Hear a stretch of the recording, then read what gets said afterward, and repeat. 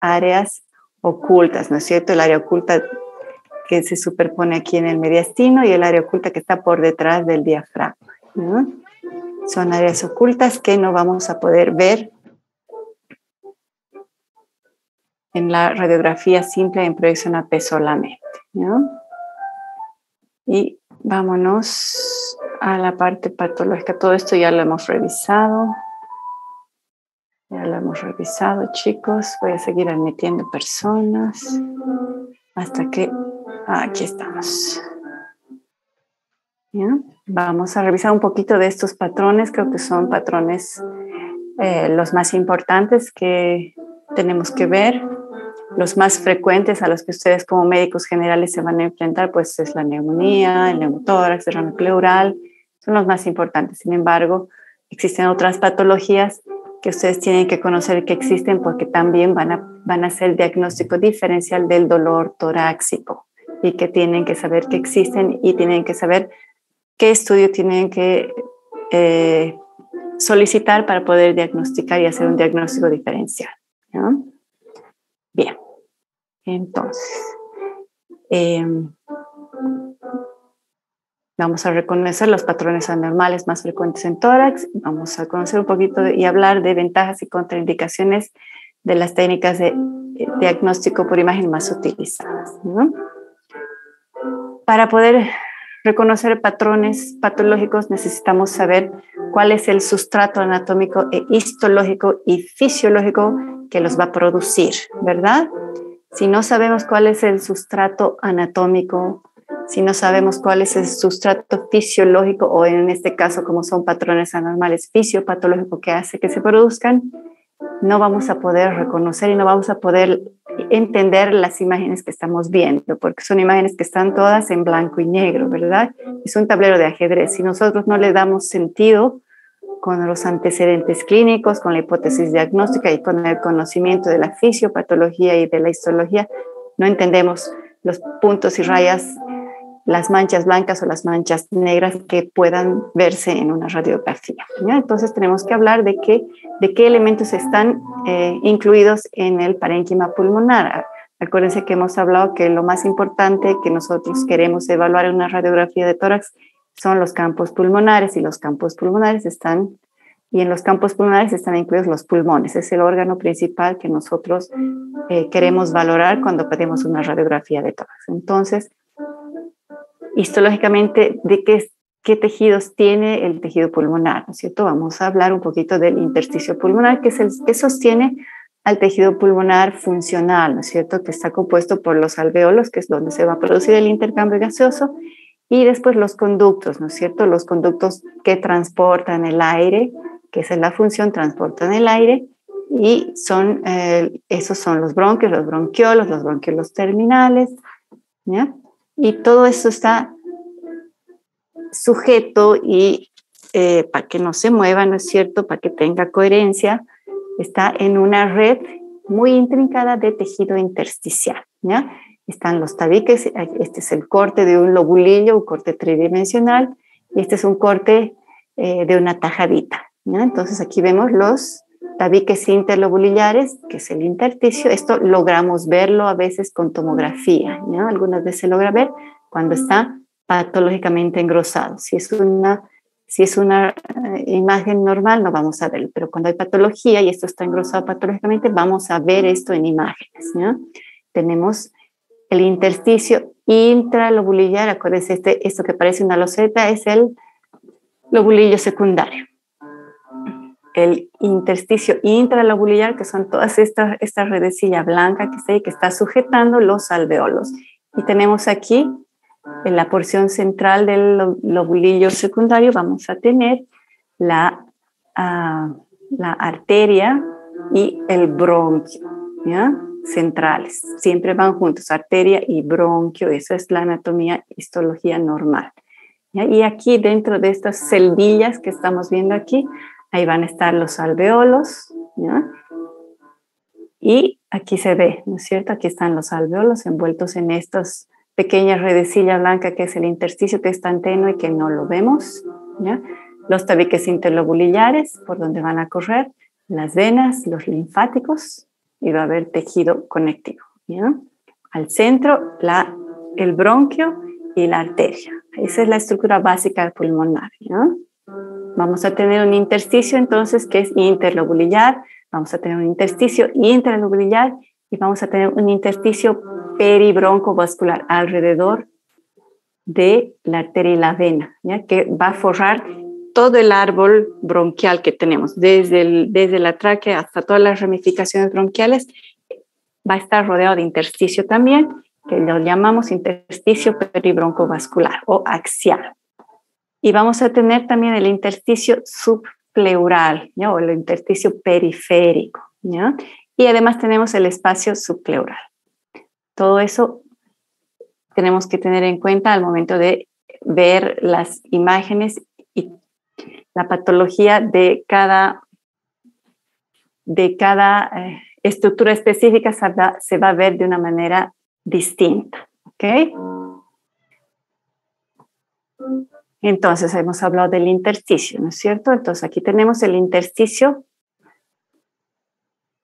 intralobulillar, los tabiques interlobulillares y el intersticio intralobulillar. Tenemos aquí el intersticio subpleural o periférico y alrededor de los bronquios vamos a tener el intersticio peribroncovascular, ¿sí?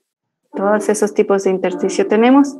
Y en una radiografía de tórax normal no lo vemos, ¿ya? Es tan tenue, es tan sutil que no lo vamos a ver. Solo vemos estructuras vasculares y la densidad de aire, ¿ya? Cuando este intersticio se engruesa por algún motivo puede ocuparse por edema, puede ocuparse por células, puede ocuparse por tejido colágeno que se está proliferando de manera desordenada, ¿no es cierto? En las enfermedades de la colágena se engruesa el intersticio, entonces todas van a dar imágenes similares, engrosamiento del intersticio, que puede ser por edema, ¿no? Acumulación de líquido en el intersticio, puede ser por acumulación de células, ¿no es cierto? En las enfermedades inflamatorias o en las enfermedades tumorales, puede ser por acumulación de tejido de la colágena, por producción excesiva, ¿ya? Entonces hay distintas patologías que pueden producir incluso las tres cosas al mismo tiempo, ¿no es cierto? Estamos hablando como, por ejemplo, de qué patología, de la neumonía por COVID. Se producen las tres cosas, es un tema que vamos a hablar aparte, sin embargo, les adelanto que pueden pasar las tres cosas al mismo tiempo en algunas patologías, ¿no? Y las imágenes van a depender, ¿no es cierto? Si hablamos de patología en el intersticio interlobulillar, vamos a ver imágenes lineales, ¿ya? Si hablamos del intersticio peribroncovascular, vamos a ver engrosamiento aquí central, los cilios van a ser más prominentes, vamos a ver las paredes bronquiales, ¿ya? Y así vamos a ir viendo poco a poco, pero es necesario que nos ubiquemos. Si hablamos de patología del alveolo, el alveolo es una cavidad, una bolsita muy sutil, ¿no es cierto? Sus paredes no se ven en una radiografía, tampoco se ven en la tomografía, pero sí, vamos a verla. Vamos a ver que esas pequeñas cavidades aéreas, que son los alveolos que están aquí como racimos de uva agrupadas aquí, en forma de racimo, están llenas de aire, ¿no es cierto? Y cuando hay una patología se pueden llenar de líquido, se pueden ocupar por células, ya sean inflamatorias o cancerosas, se pueden llenar de tejido colágeno también, ¿ya? Entonces, va a tener una misma imagen, la misma imagen de ocupación alveolar, pero pueden ser patologías diferentes. Por eso necesitamos mucho de la información clínica, de los datos clínicos que nos puedan aportar los médicos referentes para poder interpretar y estrechar el diagnóstico diferencial que tenemos. Bien, chicos. Vamos a partir entonces con el primer patrón patológico. ¿Quién me puede decir cuál es el sustrato fisiopatológico de la neumonía? ¿Qué pasa en la neumonía? ¿Están llevando fisiopatología, chicos? ¿Sí? Stephanie Murillo, ¿estás llevando fisiopato? Sí, doctora, llevo fisiopato. ¿Han pasado la clase de neumonía, fisiopatología de la neumonía? ¿Han tocado ese tema? Todavía no. Justo hemos tocado la anterior semana. Ya, y entonces, a ver, cuéntame un poquito qué recuerdas de la fisiopatología de la neumonía.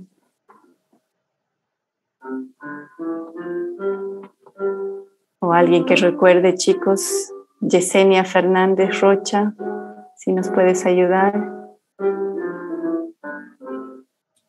Buenas tardes, doctora. ¿Cómo estás? Bien, doctora. Si puedes encender tu cámara sería ideal, así te conozco.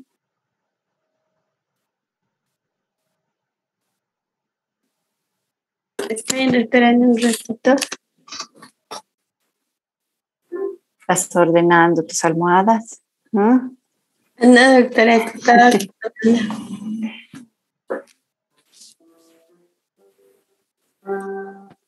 sacándote la máscara facial, entonces. Ya, chicos, ¿alguien que pueda decirnos cuál es el sustrato fisiopatológico de la neumonía? ¿Qué parte es la que se enferma cuando decimos que hay neumonía?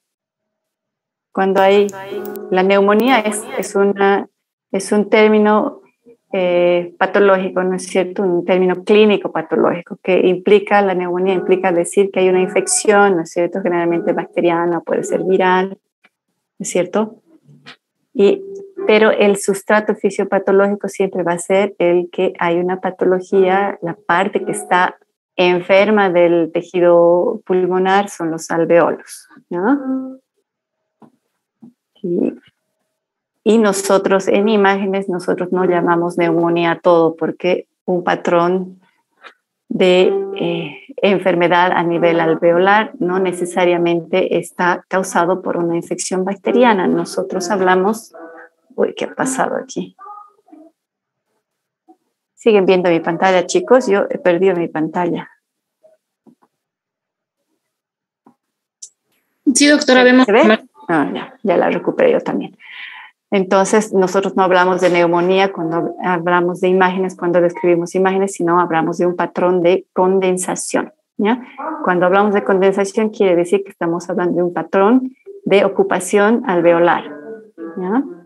Cuando hay condensación, nosotros el sustrato de la condensación quiere decir entonces que los alveolos están ocupados. Normalmente deberían estar ocupados por aire y cuando hay una condensación, quiere decir que están ocupados por algo más, se han llenado de algo, ¿ya? No hay enfermedad en los bronquios, no hay enfermedad en los bronquiolos, no hay enfermedad en la pleura, no hay enfermedad del intersticio. La enfermedad está a nivel de la cavidad alveolar, que sea ocupado por algún material, ya sea celular o líquido o inflamatorio. Porque no hay enfermedad, entonces eso es lo que vamos a ver, la densidad de los alveolos llenos de algo, patrones de condensación, blanco, ¿ya? Denso. Vemos una densidad aquí que en la lateral se proyecta al segmento superior del lóbulo inferior izquierdo. Aquí vemos otra densidad, una imagen de condensación que en la proyección lateral vemos que se proyecta al segmento apical y posterior del lóbulo superior derecho, ¿ya? Entonces el sustrato fisiopatológico es eso, ¿ya? Ocupación alveolar.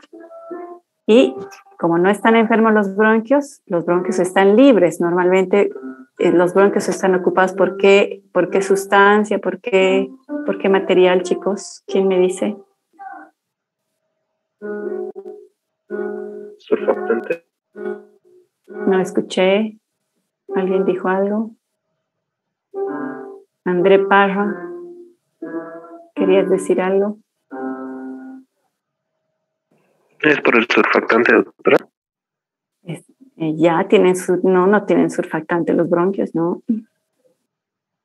¿Qué contienen? ¿Por qué se ven negros los bronquios normales? Aquí está la tráquea, se ve negra. El bronquio también aquí.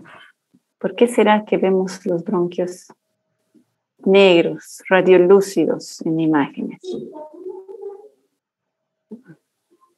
Doctora, porque tiene aire tal vez. Eso, ¿no es cierto? Como no hay enfermedad bronquial en la condensación, solo enfermedad alveolar, los bronquios están sanos, no tienen patología, por lo tanto, lo normal es que contengan aire y lo normal es que se vean radiolúcidos, ¿verdad?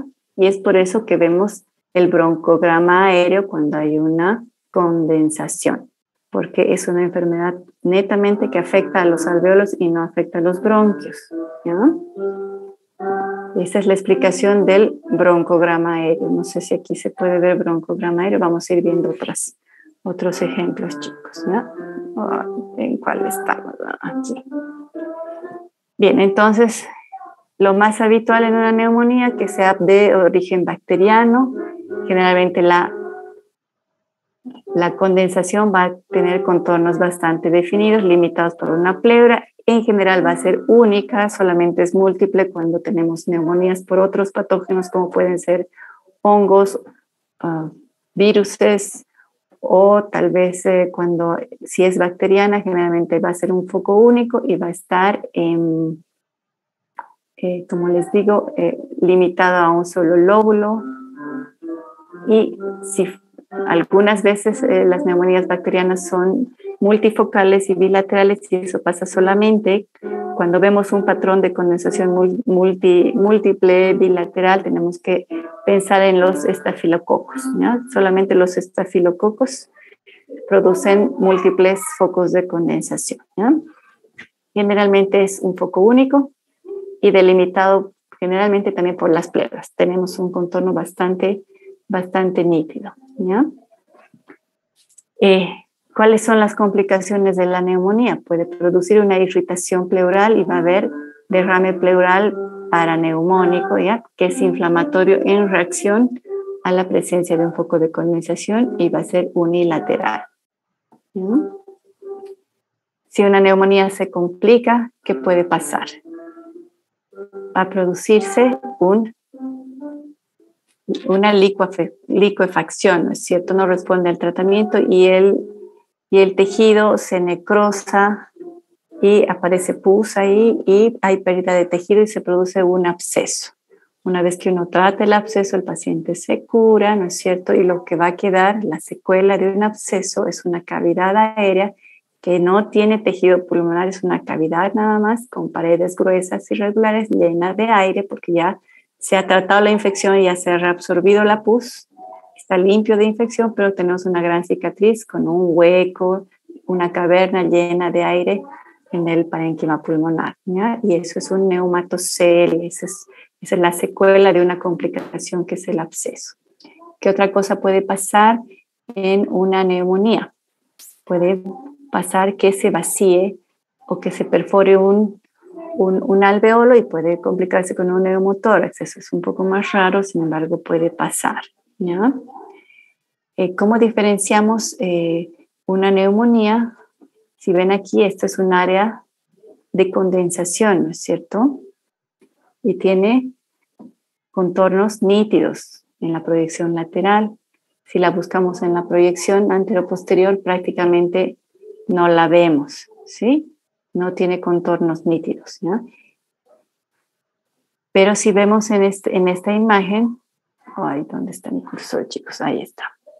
Tenemos un diafragma que está un poco más elevado de lo habitual. Ya sabemos que el diafragma del lado derecho va a estar un poco más elevado, pero aquí está un poco más elevado. Y si tenemos esta imagen aquí, este es el contorno del lado derecho, el del lado izquierdo está aquí donde se apoya el corazón, ¿lo ven?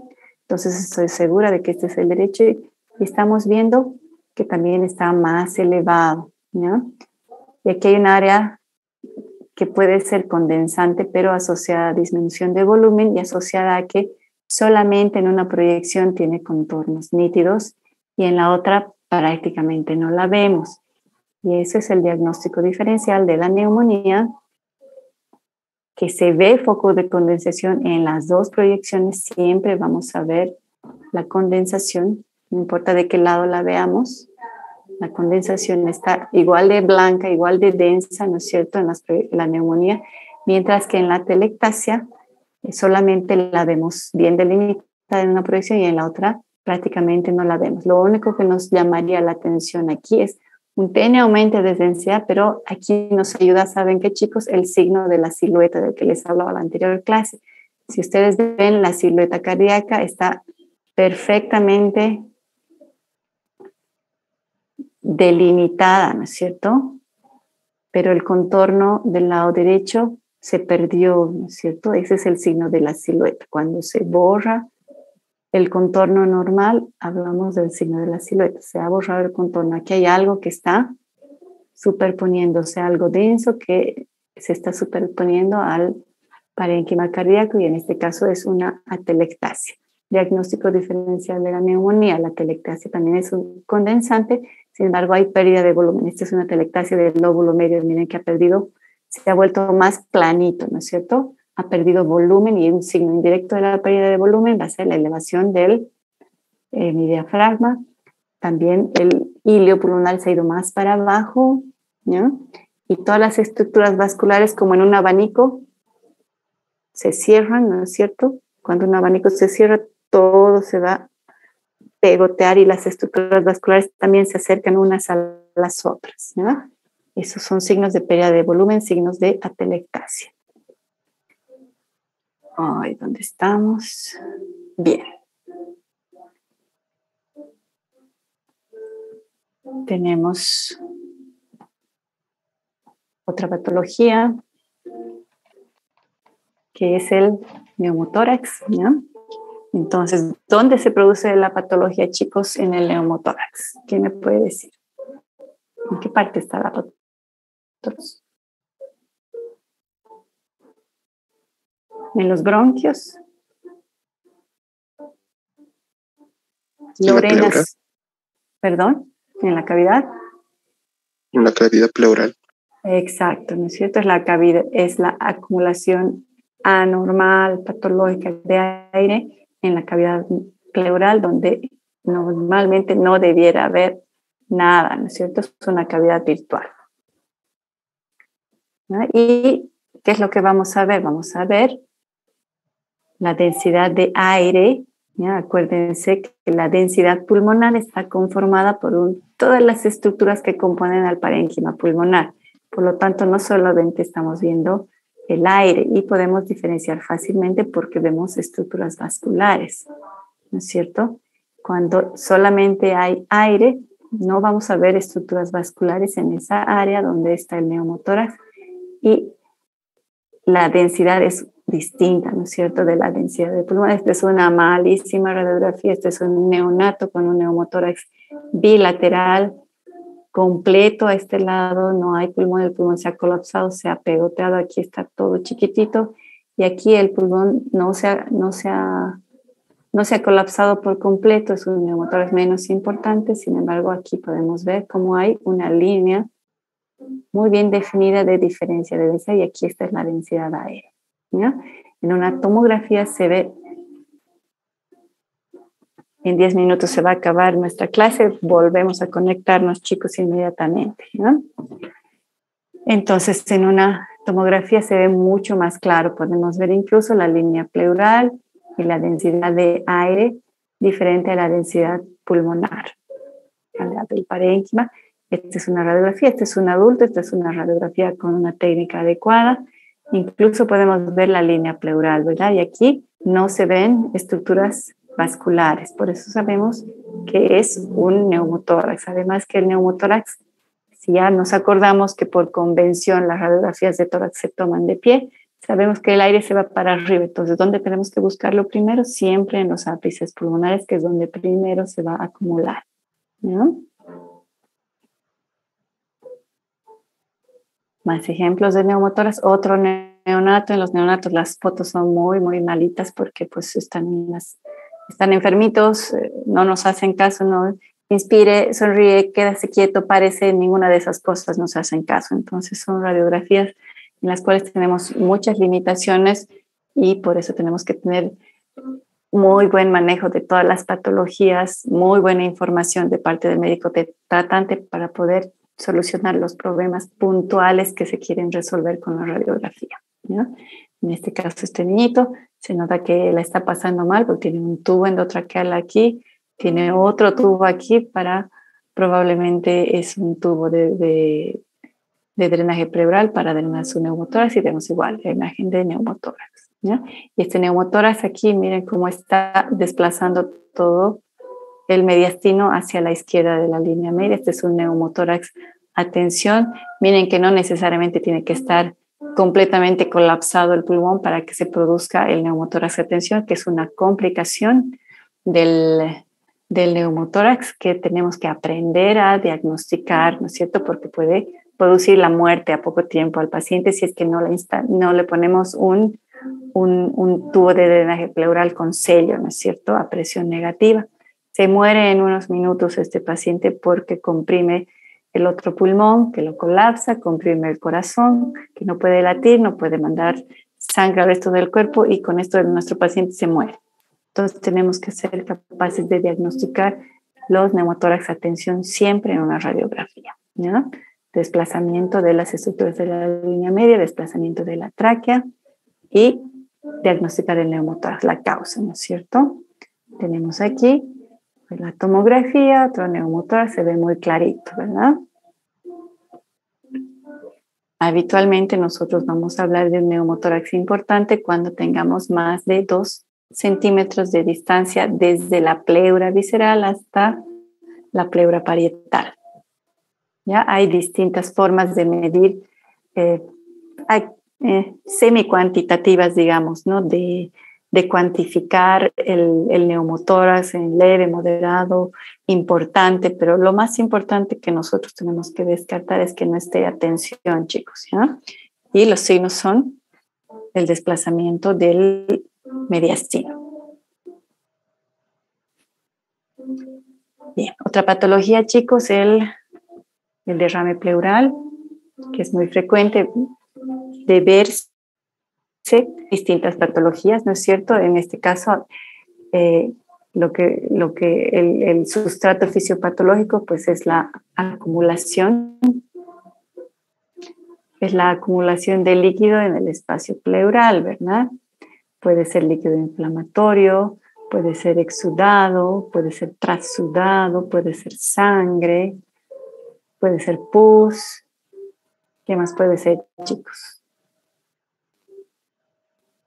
Muchas cosas, ¿no es cierto? Entonces tenemos que tener nosotros el antecedente clínico adecuado para lograr hacer un diagnóstico diferencial de la causa de la ocupación del espacio pleural por líquido, ¿no? Y nosotros vamos a ver entonces la ocupación de un área que debiera ser radiolúcida, que debería tener densidad de parénquima pulmonar, que son los primeros en ocuparse, van a ser los recesos costofrénicos laterales si tenemos solamente una radiografía en proyección posterior-anterior. Sin embargo, una radiografía lateral es un poco más sensible a menos cantidad de líquido y entonces si ustedes están queriendo ver un derrame pleural, están sospechando un derrame pleural y en la radiografía posterior-anterior no la ven, pídanle una radiografía lateral porque probablemente va a estar en el receso costofrénico posterior, ¿ya? Habitualmente nosotros vamos a ver obliteración del receso costofrénico lateral a partir de que se acumula más o menos unos 150, 175 cc de líquido pleural, ¿ya? Por debajo de eso, probablemente en una posterior-anterior no vamos a detectar el derrame pleural, ¿no?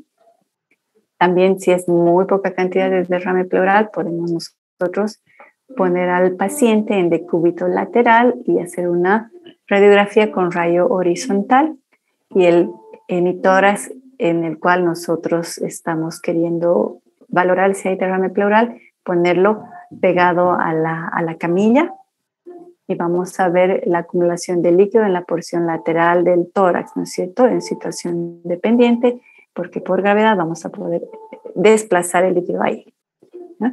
Aquí vemos un derrame pleural importante, ¿no es cierto? Está ocupando la mitad del campo pulmonar. Generalmente es convexo, tiene una superficie, cóncava, ¿no es cierto? Cóncava mirando hacia arriba. Esto es un fenómeno óptico, no es que sea así, ¿ya? Generalmente el líquido cuando se acumula es un nivel hidroaéreo, ¿no es cierto? Igual que aquí. Pero ese es un fenómeno óptico de densidades. Acuérdense que esto no es el campo pulmonar no es una cavidad vacía, está el pulmón flotando y el líquido está alrededor, acumulado alrededor del pulmón que está inflado, ¿verdad? Entonces es un fenómeno óptico que nos ayuda y así se comporta en imagen y que nos ayuda a diferenciar, ¿no es cierto?, de que esto no es una condensación, sino es líquido alrededor del pulmón, cóncavo para arriba. Cuando tenemos una cavidad como la cavidad gástrica, que es una cavidad completamente vacía, que no contiene nada, ahí sí vamos a ver un nivel completamente horizontal, separando el gas del líquido, ¿no? Entonces, derrame pleural leve, obliterando el receso costofrénico lateral, derrame pleural moderado e importante, y este es un derrame pleural masivo, ocupa todo el campo pulmonar. ¿Ya? Muchas veces el derrame pleural también puede estar a tensión y va a desplazar la tráquea y el mediastino. En este caso, si ven ahí, la columna de aire radiolúcida de la tráquea está en la línea media, no está a tensión todavía, sin embargo es un derrame pleural masivo.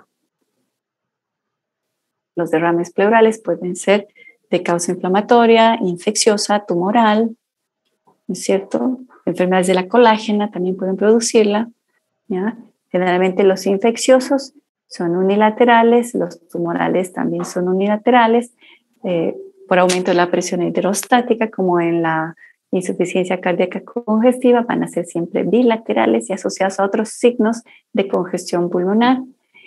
Y en la hipoproteinemia también van a ser bilaterales, y también en la sobrecarga de líquidos en los pacientes que entran a terapia intensiva, por ejemplo, que entran a hospitalizarse, les ponen un montón de líquido, ¿no es cierto? Un montón de vías, están tal vez con shock séptico o cualquier otra patología y están tratando de mantener la presión, ¿no es cierto? La presión sanguínea que está muy baja, y les ponen un montón de líquidos a chorro y se congestionan, y por sobrecarga de líquidos también puede haber derrame pleural sin necesidad de que haya otra patología, ¿ya? Por eso es importante saber de dónde recibimos al paciente, ¿no es cierto? Y qué patología tiene y qué tratamiento se le ha hecho, ¿no es cierto? En un paciente que yo veo que está lleno de tubos por todo lado, voy a pensar, este paciente está en terapia, está grave, puede ser que sea sobrecarga de líquidos si veo un derrame pleural bilateral, ¿ya?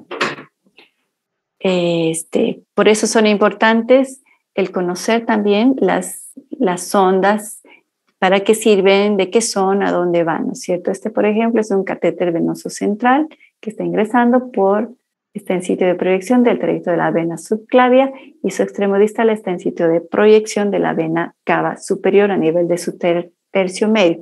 Ahí debería está correctamente posicionada, ¿ya? Aquí vemos el tubo endotraqueal.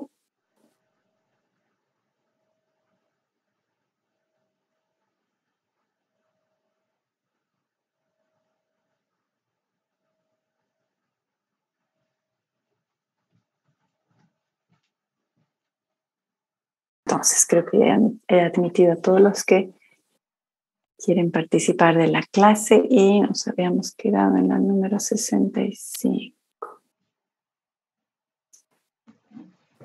Entonces, les decía que es importante el conocimiento de las estructuras que no son anatómicas ni biológicas, ¿no es cierto? Los catéteres, porque nos van a dar una pauta respecto a la gravedad del paciente, y también pueden darnos a veces una pauta de la patología por la cual el paciente se está tratando, ¿ya? Algunas veces nos ayuda, pero en general es importante también el reconocer estos aparatos y artefactos, porque tenemos que saber dónde están, reconocer qué aparatos son y cuál debería ser el sitio correcto. Deberíamos reconocer el posicionamiento correcto, si están plegados, si están mal situados y si están rotos tal vez, ¿no es cierto? Porque pueden agregar patología y complicaciones a nuestros pacientes que ya de por sí están graves porque si no, no tuvieran tubos instalados dentro del cuerpo. En este paciente, lo que se me olvidó mostrarles es que hay del derrame pleural bilateral y también aquí hay derrame pericárdico. Y entre las dos capas del pericardio también podemos ver derrame pericárdico. Eso es muy difícil de valorar en una radiografía simple. Sin embargo, podemos sospecharlo cuando el corazón está muy grande y los contornos que deberían haber aquí, convexidades, ¿no es cierto?, a los costados de cada lado de la silueta cardíaca, se pierden. Vamos a sospechar de un derrame pericárdico. Y cuando tenemos muchos tubos, tenemos que valorar y también informar si están bien posicionados. Si están mal posicionados, también debemos informar y dónde es que están, ¿no es cierto? Porque es importante para que reposicionen el tubo o el drenaje a una posición donde sea útil, ¿verdad? Y no perjudique. En este caso vemos este tubo endotraqueal. Si ustedes ven, la columna traqueal está aquí, a este nivel está la carina y aquí está el bronquio tronco derecho y el tubo se está yendo por el bronquio tronco izquierdo. Por lo tanto, en este paciente que está necesitando apoyo ventilatorio, solamente le está llegando oxígeno al lado izquierdo y no al derecho. Puede haber una perforación. Acuérdense que estos pacientitos necesitan ser movilizados, no se movilizan solos y el paciente puede bajar la cabeza o subir la cabeza y puede ocurrir una perforación porque esto está en contacto directo con la pared. ¿Ya? El catéter, el tubo endotraqueal debe estar a una distancia de 4 centímetros de la carina, más o menos en el tercio medio de la tráquea intratorácica, más o menos a esta altura debiera estar y está muy bajo. Entonces esto es importante de informarlo para que reposicionen el tubo, no cause lesiones adicionales al paciente y pueda el oxígeno que le están pasando por el tubo llegar a ambos pulmones y no solamente a un lado. ¿Ya? Existe aquí, este es otro catéter venoso central que pareciera esto está por fuera, todo este trayecto está por fuera y a partir de aquí recién está por dentro, ¿ya? Llegando al mismo sitio, el sitio de proyección de la vena cava inferior, al tercio inferior del sitio de proyección de la vena cava inferior. Ahí debería estar posicionado el catéter venoso central que nos sirve para medir la presión venosa central, ¿no es cierto? Entonces es importante que esté en esa posición. Algunas veces está demasiado alto o demasiado bajo y no va a servir para medir la presión venosa central. ¿Ya? Aquí tenemos otro tubo que se está yendo desde aquí arriba, ¿no es cierto?, desde la cavidad oral y está llegando aparentemente hacia la cavidad gástrica, el sitio de proyección del esófago que se encuentra un poquito hacia la izquierda de la tráquea, ¿no es cierto?, posterior a la tráquea y se va hacia la izquierda. A este nivel es el sitio de proyección del cardias y está por lo menos alcanza la cavidad gástrica, ¿no es cierto? Más tubos, más catéteres. Si alcanzamos, vamos a hacer vamos a elegir el tema. Aquí vemos otro tubo enteral también. Vamos a hacer un seminario de catéteres y tubos. Hay que aprender a reconocerlos, chicos, saber para qué son, para qué sirven. Si no sabemos para qué son y dónde deben estar situados, tampoco vamos a poder reconocer que están mal colocados, ¿cierto? Y es importante. Otra patología es la embolia pulmonar, que es la presencia de coágulos o émbolos que vienen de otro lado o que se forman ahí en la luz de los vasos pulmonares, de la arteria pulmonar o sus ramas. Aquí vamos a ver, esta es una tomografía con contraste, ese es el estudio indicado cuando uno sospecha de embolismo pulmonar. La angiotac pulmonar es el estudio que está indicado cuando uno sospecha de esta patología, ¿ya? La sospecha es netamente clínica. Cuando hay una sospecha clínica, pues estamos obligados ya a hacer una angiotac pulmonar que se hace con contraste y es un estudio especial porque necesitamos mayor concentración de contraste otro tipo de temporización al momento de la adquisición, porque necesitamos la mayor concentración del contraste en la arteria pulmonar y no en la aorta, ¿ya? Por lo tanto, es importante solicitarlo de manera adecuada, ¿ya? Y vemos aquí el defecto del llenamiento, donde no se llena con contraste esta parte de la luz vascular. Esta es la arteria pulmonar derecha. Y este es un trombo que está pegado a la pared, está estenosando la luz vascular, la sangre está llegando más allá. Aquí vamos a mirar este otro. Aquí todavía estamos en el tronco, esto es lo normal, debiera ser la luz vascular verse ocupada completamente por el material de contraste, ¿ya? Esta es una angiografía convencional, el gold estándar para diagnóstico de tromboembolismo pulmonar sigue siendo la angiografía selectiva de la arteria pulmonar. Aquí vemos cómo el contraste está llegando, esto también es la arteria pulmonar derecha principal y cómo hay un stop, el contraste deja de avanzar porque aquí hay un defecto de llenamiento, esto es un trombo que está tapando a la arteria para el lóbulo superior.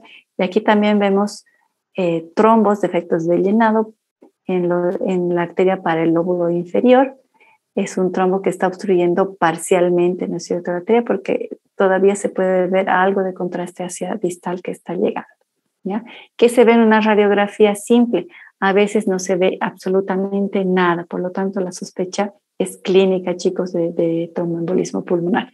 Muchas veces se puede ver un ensanchamiento del mediastino superior, muchas veces se ve el signo de ¿cómo se llama?, de Westermarck, en donde la imagen que nosotros tenemos normal de la estructura iliar vascular, ¿no es cierto?, con la rama que se va hacia abajo, no existe. En este lado, por ejemplo, no existe eso porque no está llegando sangre más allá del lugar de obstrucción y por lo tanto las ramas vasculares no las vamos a ver. Ausencia de densidad vascular distal hacia el lugar donde está la obstrucción, eso podemos ver. Si se fijan bien aquí en esta radiografía, la densidad pulmonar aquí es normal y tiene un poquito de grises a este lado, en cambio aquí es mucho más radiolúcida, toda esta área está mucho más radiolúcida. ¿Por qué? Porque hacia distal no le está llegando sangre y parte de la densidad pulmonar está conformada por la sangre que está en la vasculatura y en la microvasculatura que está circulando por esta área pulmonar y que no le está llegando en este momento. ¿Sí? ¿Se entiende? ¿Se ve, chicos? Pregunten si no se ve. Quieren que magnifique, me dicen nomás, ¿no? Bien, otra patología que también es de diagnóstico clínico y cuando sospechamos pues no existe otra salida que pedir una angiotac aórtica. Les había hablado que la técnica para angiotac pulmonar es una y la técnica para la angiotac aórtica es otra, por lo tanto tenemos que pedir los estudios con nombre y apellido y si no sabemos el nombre tenemos que decir la patología que queremos estudiar. En este caso estamos hablando de una patología o de alguna patología en la arteria aorta. Podemos tener el aneurisma aórtico o la disección aórtica, ¿ya? El aneurisma aórtico por sí mismo no duele, cuando está complicado sí puede doler. La disección aórtica es una complicación generalmente de los cambios ateromatosos o de alguna infección o de algún trauma que va a producir lesión en la pared y va a disecar la íntima, que es una de las capas de la aorta, y va a ir separándola del resto de la pared aórtica y va a crear un lumen falso y la fuerza de propulsión de la misma sangre que está circulando va a hacer que esa disección vaya progresando y vaya haciendo cada vez más, abarcando mayor longitud de la aorta, ¿ya? Muchas veces esa cavidad virtual es mucho mayor, tiene mucho mayor volumen que la cavidad real por donde debiera estar circulando la sangre. Lo típico en una angiotac es que vamos a ver el flap de disección, que es el flap intimal, que es el que se va a separar de la pared y va a permitir que a esa cavidad llegue sangre, ¿no?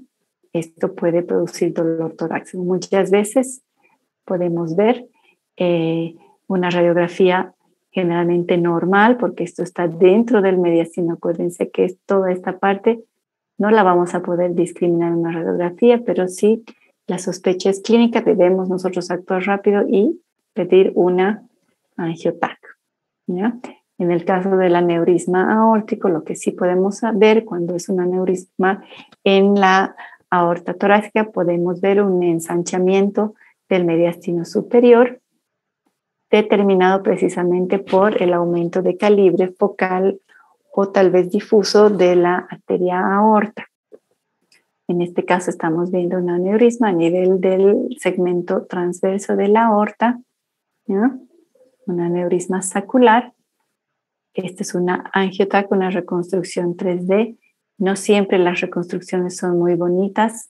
¿Por qué se ve esto así? No es porque hay alguna patología, esta irregularidad en la pared, es porque estamos reconstruyendo solamente el líquido que está contrastado, que está dentro de la luz vascular. Y acuérdense que existe un artefacto de movimiento, que es el latido cardíaco, que hace que todo esto se movilice, toda la aorta tiembla por cada latido cardíaco, y es por eso que se ve este artefacto de movimiento que pareciera una irregularidad de la pared que no existe, ¿ya? Es un artefacto. Y aquí tenemos la dilatación sacular, la angiografía selectiva de la aorta. Ese sigue siendo el gold estándar para el diagnóstico, sin embargo es más invasiva, no está libre de complicaciones, de perforaciones, ¿no es cierto? Las alergias por el contraste, etcétera, etcétera. En cambio, la angiografía por tomografía es un método muchísimo menos invasivo y es muy rápido, ¿ya? Ponemos el contraste y en menos de 30, 40 segundos ya tenemos la adquisición. En cambio, en la angiografía necesitamos preparar al paciente, canalizar la vena, avanzar el catéter, etcétera, etcétera, etcétera, ¿ya? Entonces, la angiotac es un método muy rápido de valorar este tipo de patologías que son de emergencia. Lo que quiero que quede claro es que muchas veces la radiografía de tórax no nos va a mostrar nada y la sospecha tiene que ser clínica, ¿ya? Entonces tenemos que ser buenos clínicos. ¿Ya? Habíamos hablado de que pues existen patologías pulmonares que no son propiamente de origen pulmonar, sino que pueden provenir de otro órgano, ¿no es cierto? Como en este caso de la enfermedad cardíaca, ¿no es cierto? Cuando el corazón tiene una falla de bomba que no puede expulsar la misma cantidad de sangre que le lleva, pues vamos a estar frente a una insuficiencia cardíaca congestiva, en la cual pues se va a producir una variedad de fenómenos, chicos, que a mí me gustaría que, como es un tema un poco más complicado, me revisen la fisiopatología de la insuficiencia cardíaca congestiva, así súper simple como hemos hablado de la fisiopatología de la condensación del derrame pleural. Revísenme para la siguiente clase la fisiopatología de la insuficiencia cardíaca congestiva, porque vamos a hablar de eso y el porqué de todas las imágenes que se van a formar tanto a nivel pulmonar como a nivel iliar. ¿Ya? Con eso vamos a terminar la clase. Si hay alguna pregunta.